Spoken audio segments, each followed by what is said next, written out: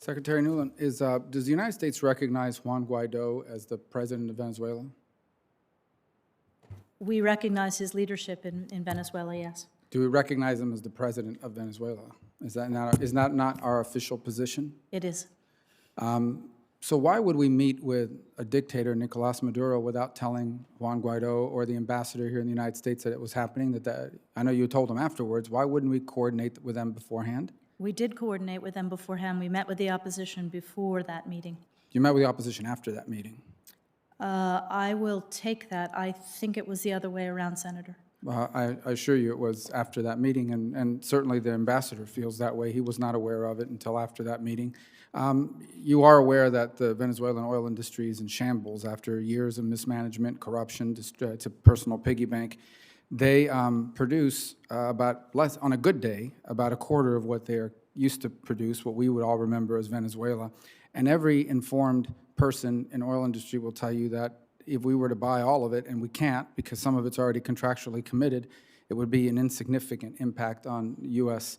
economy. So but it would be a huge benefit to Maduro. It would be millions of dollars for his personal piggy bank.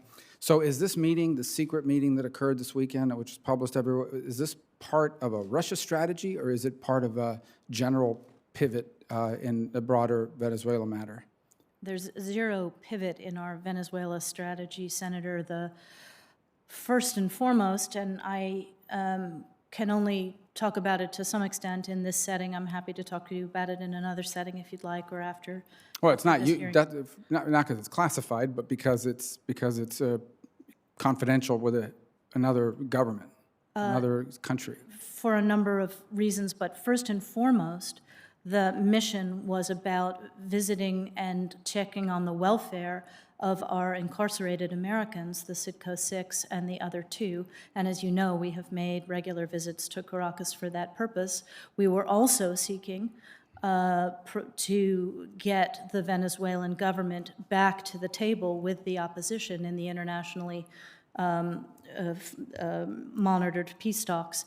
And then there were a number of other things that we discussed that I can talk to you about in another. Why did they leave those negotiations? Do you recall?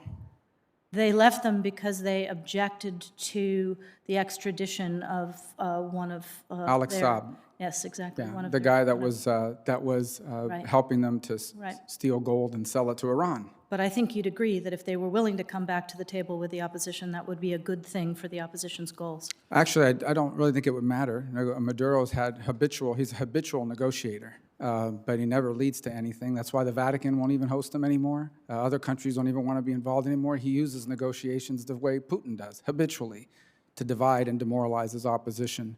I just don't understand why we think that cutting a deal with Maduro now to lift sanctions, as he yesterday bragged on television, about that meeting and how it's the end of, and as they mocked Guaido, that meeting did tremendous damage to the person that we recognize as the president of Venezuela. It's incredibly troubling, and it would mean nothing.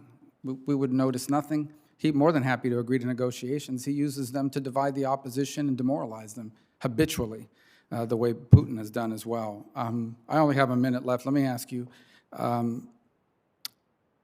does Ukraine have chemical or biological weapons?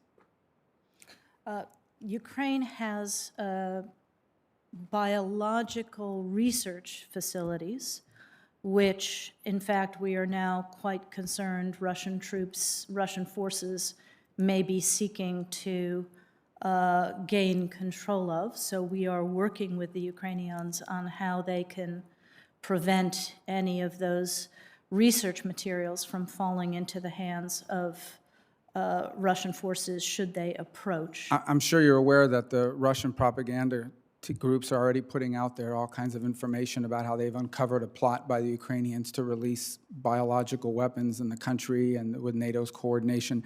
If there's a biological or chemical weapon incident or attack inside of Ukraine, is there any doubt in your mind that 100% it would be the Russians that would be behind it?